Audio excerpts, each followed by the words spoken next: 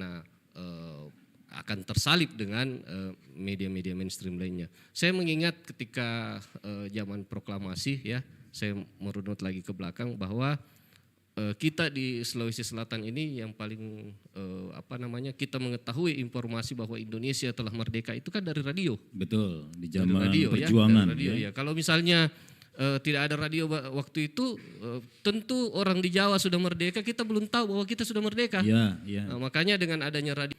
Nah, di era tahun 90-an ya, ketika lagi gencar-gencarnya televisi-televisi swasta masuk, nah ada kekhawatiran ya, muncul kekhawatiran bahwa kita akan ditenggelamkan oleh hadirnya televisi-televisi swasta itu. Tetapi kemudian kan pada kenyataannya tidak juga seperti itu. Yeah. Bahkan di masa pandemi kemarin radio juga tetap eksis karena bekerja dari rumah, orang tetap bisa mendengarkan radio. Dan Pak Wali sendiri memberikan angin segar kepada lembaga penyiaran dengan mengeluarkan edaran pada waktu itu ya Pak Wali ya, mengeluarkan edaran bahwa semua perangkat-perangkat daerah Kota Makassar itu harus bekerja sama dengan radio. Nah inilah menjadi percontohan bagi daerah-daerah lain ketika kami menyampaikan di KPI Pusat bahwa pemerintah Kota Makassar itu sangat aware dengan yang namanya penyiaran. Saya kira seperti itu. Ya, luar biasa. Saya kira tadi ada kalimat yang agak-agak mengkhawatirkan gitu ya. Jadi hidup segan, mati juga kurang mau gitu ya, tidak mau gitu. Akhirnya terlunta-lunta gitu. Jangan sampai begitu. Ya, saya ke Pak Yudi untuk tadi sudah disinggung oleh Pak Rizwan bahwa dari zaman perjuangan sampai mencapai kemerdekaan, kehadiran radio atau substansi radio itu betul-betul menjadi satu-satunya mungkin waktu itu saluran komunikasi yang efektif media, untuk membangun opini publik, menyemangati orang gitu untuk. Kalau saya tidak salah pada saat peralihan masa transisi dari kependudukan Jepang ke sekutu, ada orang-orang kita yang perangkat-perangkat siaran itu karena itu penting gitu kan gitu ya. Jadi nah kita mau melihat konsistensi semangat di radio itu seperti kata Pak Rizwan tadi itu, semangat radio masihkah sama gitu. Silakan Pak Yudi. Iya, tadi waktu saya datang ke sini, saya tanya sama teman-teman di sini, kalian masih berapa orang di sini? 7 orang. Iya. Padahal saya tahu waktu dari eranya Pak Asdar Muiz almarhum, Al-Fatihah untuk beliau. Ini digawangnya oleh banyak sekali penyiar. Betul, ya. Betul. Saya tanya-tanya terus, kenapa kalian bertahan di sini gitu? Memang agak sulit menjawabnya.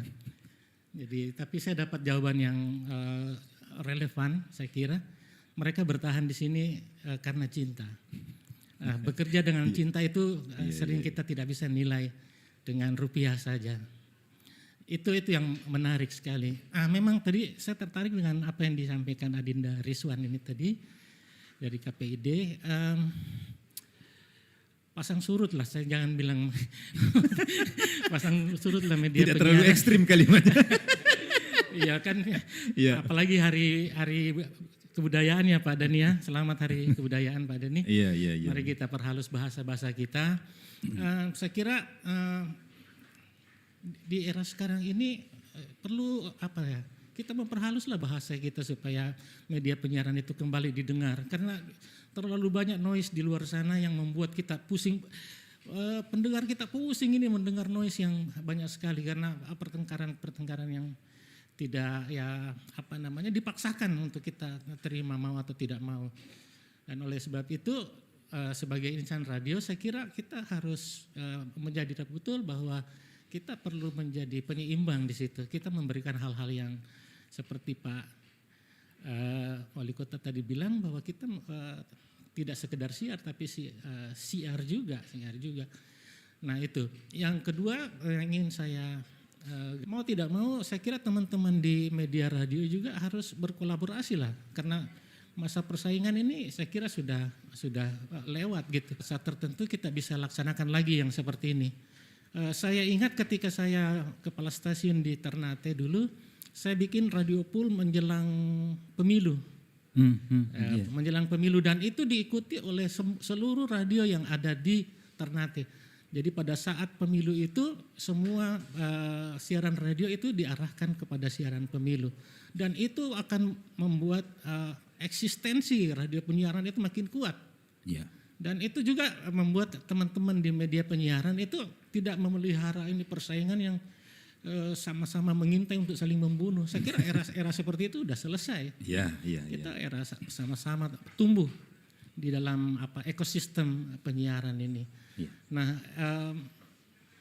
yang memang mengkhawatirkan adalah dengan banyaknya lahir media-media lain yang selain media radio penyiaran ini, yang saya melihat ada begini. Kalau di media-media penyiaran yang resmi itu kita selalu mengarahkan siaran kita kepada need and wants. Apa yang menjadi kebutuhan dan apa yang jadi keinginan. Tapi kalau di media-media lain mungkin apa yang orang inginkan itu yang dilayani. Yeah. Nah, saya kira radio siaran itu bertahan di situ, di bagaimana needs yang kita perkuat.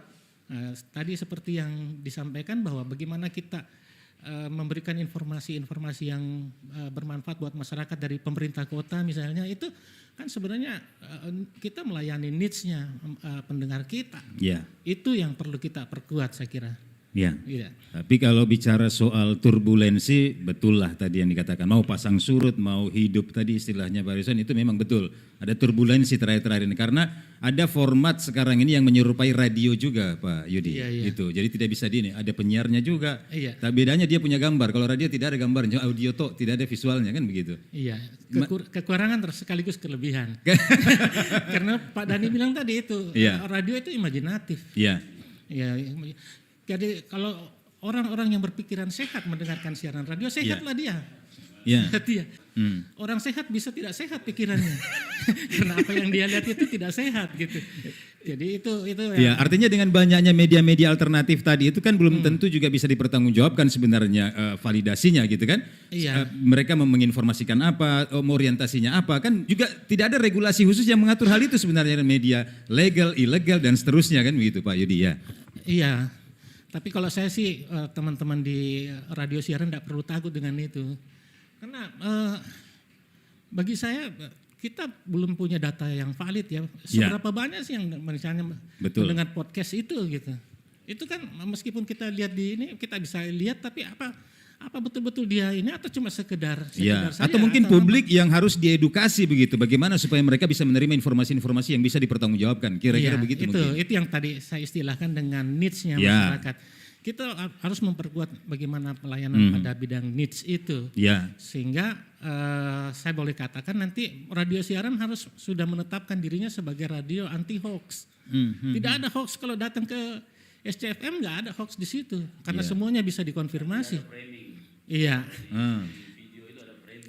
Ya. Iya. Bisa ya. Tapi kalau kita bicara industri kadang-kadang kita agak susah lah kita punya idealisme seperti itu karena Iya. ada jam-jam tertentu yang mau saja dibeli orang karena itu bisa dipirsa oleh banyak orang. Kan yang dikeluhkan kemarin oleh sebagian teman-teman itu bahwa kami ini mungkin akan berpikir 10 kali ketika ingin menyampaikan sebuah informasi yang betul-betul tidak valid gitu. Tapi Iya. teman-teman lain yang mirip-mirip dengan kita misalnya itu tidak mikir itu. Yang penting ada yang fenomenal, mereka bahas yang itu dan publik tidak teredukasi dengan hal seperti itu. Iya, tapi enggak perlu khawatir juga. Tidak perlu khawatir ya. Iya, karena siapa sih yang dengar itu? Siapa gitu. yang mau dengar itu ya? Karena biasa begini, kalau kita belajar teori komunikasi, kita itu mengkonsumsi media penyiaran kan begitu, atau media apapun itu misalnya koran, majalah, dan seterusnya kita ingin melihat wajah kita di situ. Iya. Ya kalau mungkin Pak Dhani merasa tidak pernah ada di SC, ngapain mau ke sini kan gitu. Begitu. Tapi ya. karena Pak Dhani merasa bagian daripada SC, makanya Pak Dhani datang begitu. Kalau tidak salah gitu Pak Rizwan ya. Ya. Jadi orang ingin melihat wajahnya di media. Kalau kekhawatiran betul. Audiens kita gitu. Iya.